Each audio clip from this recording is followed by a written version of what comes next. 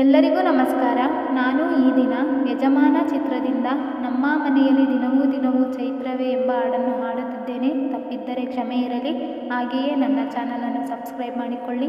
ಹಾಗೆಯೇ ಲೈಕ್ ಮಾಡಿ, ಶೇರ್ ಮಾಡಿ.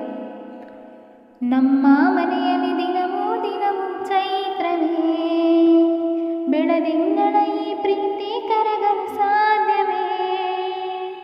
ನಮ್ಮ ಮನೆಯಲ್ಲಿ ದಿನವೂ ದಿನವೂ ಚೈತ್ರವೇ, ಬೆಳದಿಂಗಳ